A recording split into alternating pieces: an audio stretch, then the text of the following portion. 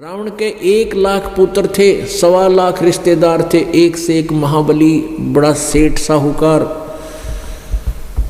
और सत भक्ति ना करने से, हालांकि रावण भी भक्ति करता था और इस तमोगुण भगवान शिव का पुजारी था और इतनी साधना करता था कि आज का कोई व्यक्ति शिव जी की ऐसी पूजा नहीं कर सकता।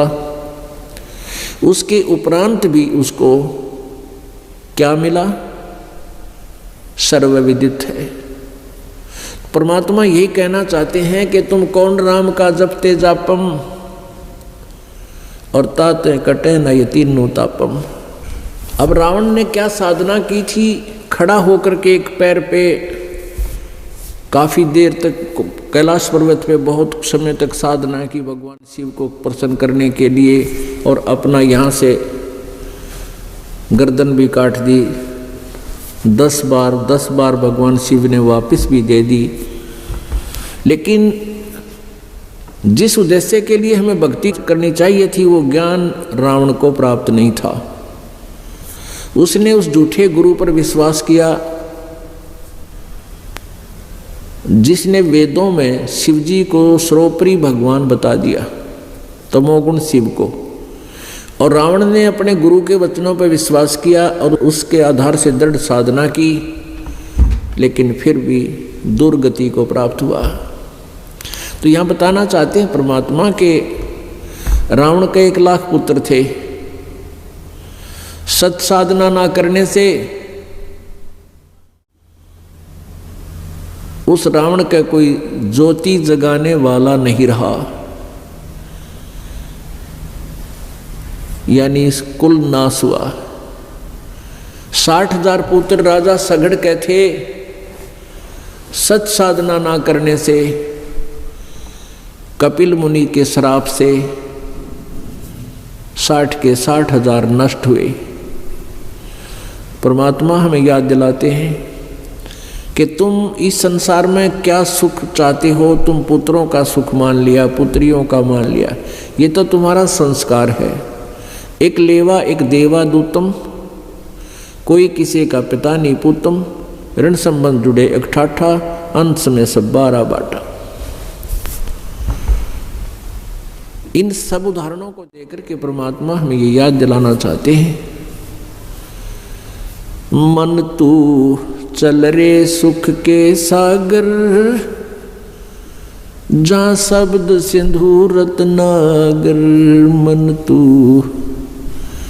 चल रे सुख के सागर, जहाँ शब्द सिंधु रत्नागर। मन तू बस रे सुख के सागर, बस माने वहाँ निवास कर। कहाँ सुख के सागर? कौन सा सुख सागर? सतलोक, अमरलोक, जहाँ से हम आए हुए हैं। और वहाँ जाने के बाद ना तेरी मृत्यु होगी, ना वृद्धावस्था आवेगी, ना कोई रोग तुझे सतावेगा। वो सुख सागर कैसा है, इसका एक उदाहरण देते हैं, इसको डिफाइन करना है। शंखों लहर मेहर की उपजे, कहर नहीं जा कोई। दास गरीब अचल अविनाशी, सुख का सागर सोई। शंखों लहर मेहर की उपजे।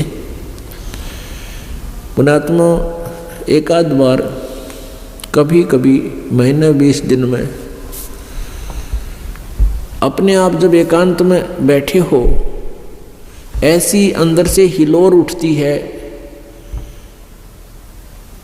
जैसे पूरा विश्व अपना सा लगता है, कोई शत्रु भी शत्रु महसूस नहीं होता। तो वो मेहर की लहर आई थी, बहुत आनंद होता है। उस आनंद का वर्णन किया नहीं जा सकता जो उस समय होता है,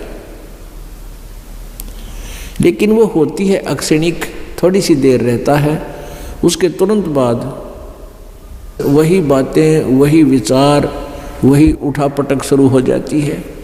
ऐसे कर दूंगा, वैसे कर दूंगा, वो नुकसान हो गया, वो फलाना हो गया, उसको ऐसा करूंगा। तो यहाँ परमात्मा हमें याद दिलाते हैं कि वहाँ सतलोक के अंदर ये कहर की लहर रही है। जो हर समय हमारे साथ जो कैर की लहर रहती है, या अर्थात या टेंशन बनी रहती है। जिसके पास धन नहीं है वो तो वैसे ही दुखी, क्योंकि जो भक्ति नहीं करते उनके विषय में कहा जा रहा है। और जिनके पास धन है वो महादुखी, जिनके संतान नहीं है वो दुखी, और जिनका संतान है वो महादुखी।